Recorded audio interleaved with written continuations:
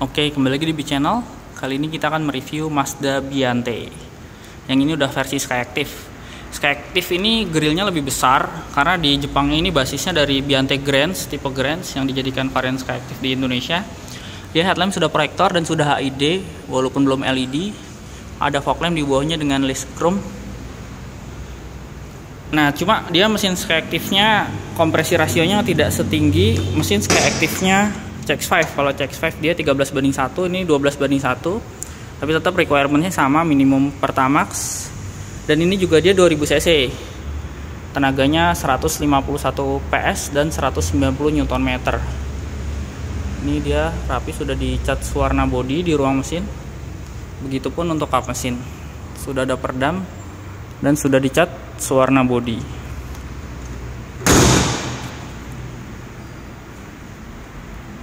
Dia peleknya 16 inci, bannya Dunlop SP Sport 230, profil bannya 205 60 R16. Sudah ada sunlight juga di spion, dan ini juga dia ada list chrome di bagian bawah. Dan dia sudah smart key dengan akses keyless di sisi driver. Ini dia kuncinya, mirip kayak kepunyaan CX-5 juga. Ini ada sisi power window auto hanya pada sisi driver, electric retractable mirror. Dan ini sayangnya di sini bahannya masih fabric nih. Padahal joknya jok kulit. Ini warnanya abu-abu terang, di bawah ada cup holder, door pocket. Speaker sayangnya belum Bose seperti CX-5. Ini tadi dia joknya kulit. Nah, ini ada head adjuster juga, kalau belum elektrik.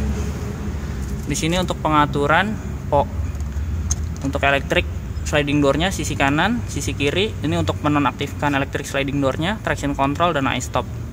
Ini ada laci penyimpanan di bawah. Di bawahnya lagi ada tuas untuk pembuka kap mesin dan tangki bensin. Nah, ini dia sistemnya, sistem knob keyless kayak Mitsubishi Delica dan juga Chevrolet Captiva yang baru. Jadi nggak perlu masukin kunci lagi. Ini speedometernya rame ini warnanya.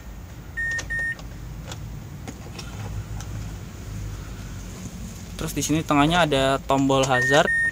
Nah, ini speedonya kita lihat. Ada warna biru, warna ungu. Nah, ini begitu nyala dia tulisannya berwarna orange amber. Ini dia juga AC-nya lengkap karena sudah ada Nano E. Cuma bedanya di sini Nano E-nya terintegrasi ke AC. Kalau di Honda kan dia terintegrasi ke head unit. Dan ini Nano E-nya terintegrasi ke AC. Dan ini MID-nya ada rata-rata konsumsi BBM, sisa bensin, auto di atasnya ada rata-rata kecepatan, trip A, trip B, dan real time konsumsi BBM. Nah, pengaturan MID-nya sendiri dari tombol di sini. Nah, ini untuk outside temperatur. Ini ada tombol hazard dan ini setting untuk mengatur jam. Head unitnya sendiri dia keluaran Alpine. Menunya di sini ada radio, ada pengaturan Bluetooth juga. Jadi head unitnya masih belum menggunakan interface Mazda yang standar di tipe-tipe Mazda terbaru.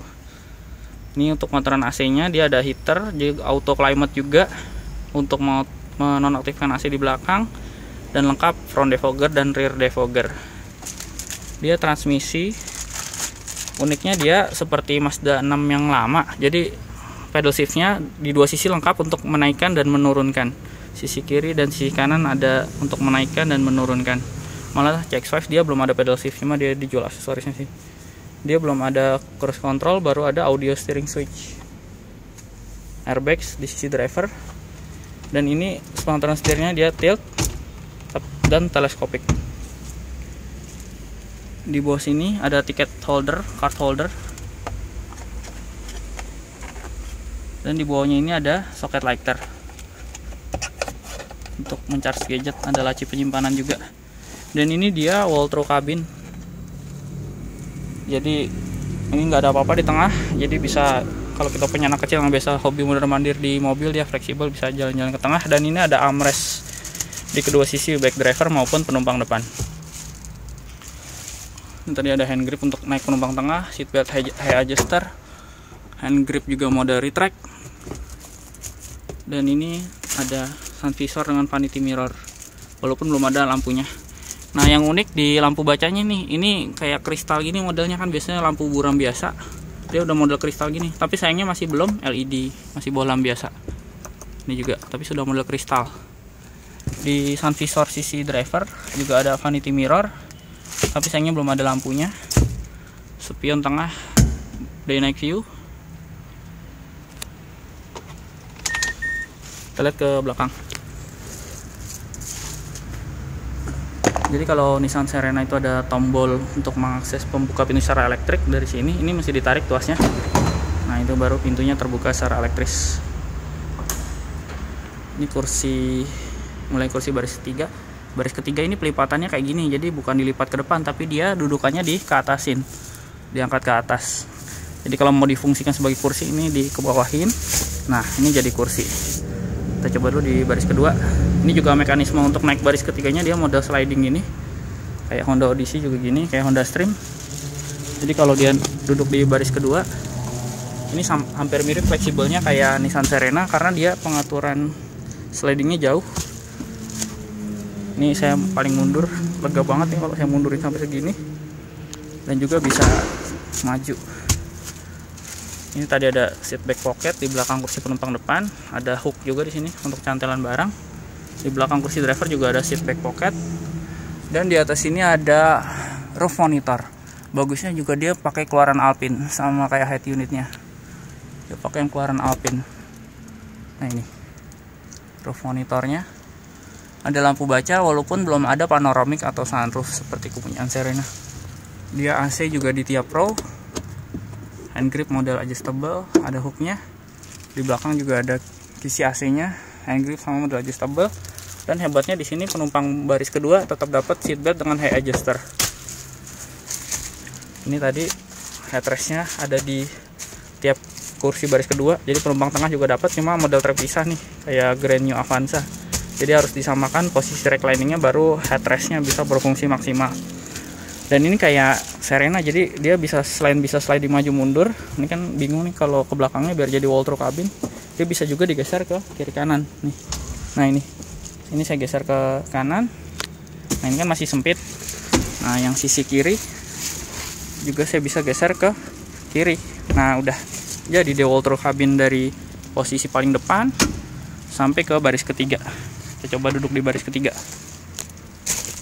Ini baris ketiga juga headrestnya lengkap, sampai penumpang tengahnya dapat headrest dan dapat seat belt juga. Sini ada cup holder nih di sisi kanan. Dan ini tadi seat belt untuk penumpang tengah baris kedua, 3 titik juga. Sisi AC nih, sisi kanan. Nah ini di baris ketiga. Biasanya MPV boxy gini pasti lega. Ini kaki saya belum mentok, saya tinggi 178. Dan ini kaki belum mentok, posisi baris kedua juga masih lega. Sayangnya tadi cup holder cuma di kanan, karena di kiri nggak ada. Seatbelt juga high adjusternya sampai baris kedua, yang walaupun yang ketiga belum. Dan ini headrestnya dia adjustable. Oke lanjut lagi, kita lihat bagasinya. Ini penampakan speedonya, dashboardnya tempatnya. Ini warnanya masih beige, warna terang, jadi harus dijaga kebersihannya. Ini karena nggak ada tombol, jadi nutup juga kita harus menarik handle-nya. Stop lamp dia kristal multi reflektor dengan mika warna bening dan reflektor warna silver. Biante ini Skyactiv teknologi. Di sini juga ada mata kucing yang sangat besar ukurannya, dan ada list chrome di bawah. Emblem Mazda. Ini ada rear wiper, rear defogger. Ini ada semprotan air wiper. Sini juga ada kamera mundur. Ini belum elektrik, masih hidrolik biasa. Ini bagasinya. Tadi dengan posisi duduk saya yang masih lega, bagasinya masih luas. Ya kelas MPV boxy emang menang di akomodasi. Dia ada lampu bagasi di sini. Dan ini ban serepnya di bawah sini, dan ini dia space saver juga. Temporary only. Ukuran space saver, ada toolkit juga di sini.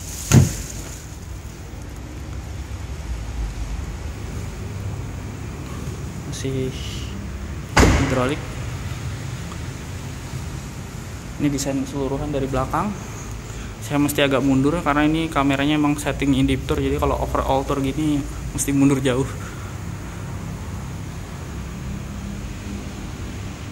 Kita lihat tadi akses kilas juga ada di sisi penumpang depan.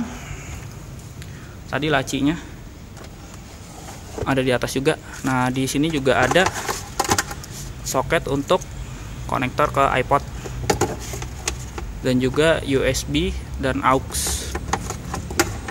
Jadi lengkap. Di bawahnya ada laci juga di sini. Airbag, dual SRS airbag. Karena di pilar belum ada.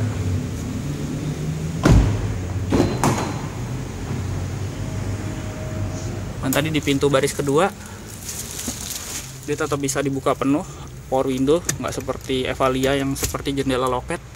Dan sayangnya lagi-lagi di sini bahannya fabric, padahal joknya udah kulit. Dan di bawahnya ada cup holder, door pocket dan speaker.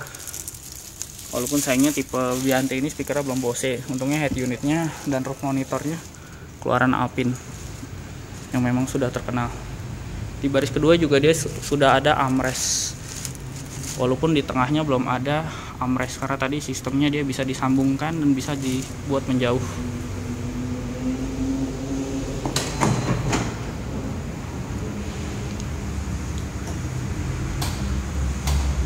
Dan harganya sendiri ini 440 juta untuk tipe yang Skyactiv. Sekian review dari saya. Terima kasih sudah menonton.